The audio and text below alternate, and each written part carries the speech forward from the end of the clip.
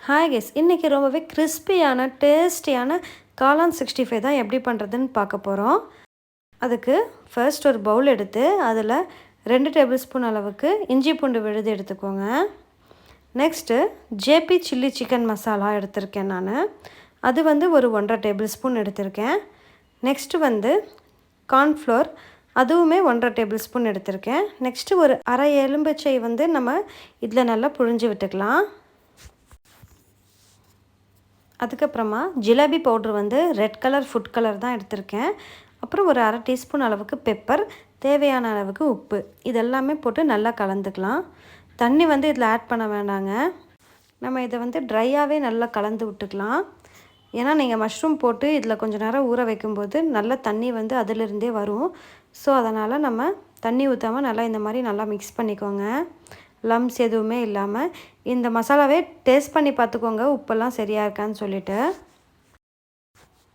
நான் இன்றைக்கி ஒரு பேக்கெட் காளான் எடுத்திருக்கேன்.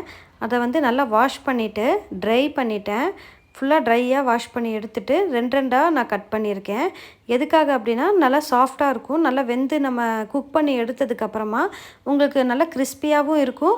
ஆல்சோ உள்ளே இருக்கிறதும் நல்லா வெந்திருக்கும். அதனால் நீங்கள் முழுசாக போடும்போது வெளியே கிறிஸ்பினஸ் கிடைக்கும், உள்ளே கிறிஸ்பினஸ் நமக்கு அந்தளவுக்கு கிடைக்காது.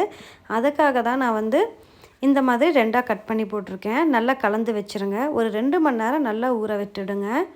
க்ளோஸ் பண்ணி நீங்கள் 2 மணி நேரம் அப்படி வச்சுட்ருங்க. நெக்ஸ்ட்டு நான் கோல்டு வின்னர் தான் எடுத்திருக்கேன். பாருங்கள் அது எந்த மாதிரி ஆயிருக்குன்னு சொல்லிவிட்டு. அந்த அளவுக்கு அதில் தண்ணி வந்திருக்கு. நாம் எவ்வளோ ட்ரையாக வச்சோம், ஆனால் இது நல்லா வாட்டரியாக மாறிடும். அதுக்காக தான் நான் தண்ணி ஊற்ற வேண்டாம்னு சொன்னேன். இப்போ நெக்ஸ்ட்டு ஆயில் சூடாயிருச்சான்னு பார்த்துக்கலாம்.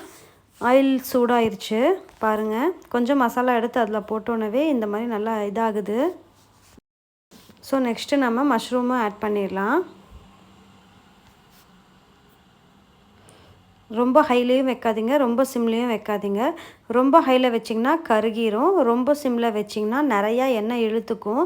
அப்புறம் ரொம்பவே ஆயிலியாக இருக்கும். அதனால் ஓரளவுக்கு ஹையும் இல்லாமல் சிம்மும் இல்லாமல் மீடியம் ஃப்ளேமில் வச்சு நல்லா ஃப்ரை பண்ணிக்கோங்க. போட்டதுமே ஒரு 2 மினிட்ஸ் அந்த மாதிரி விட்டுட்டு நல்லா இந்த மாதிரி ஸ்பூன் வச்சு கலந்து விடுங்க. ஏன்னா நம்ம போடும்போது அது ஒன்றோட ஒன்று ஸ்டிக் ஆகிக்கும்.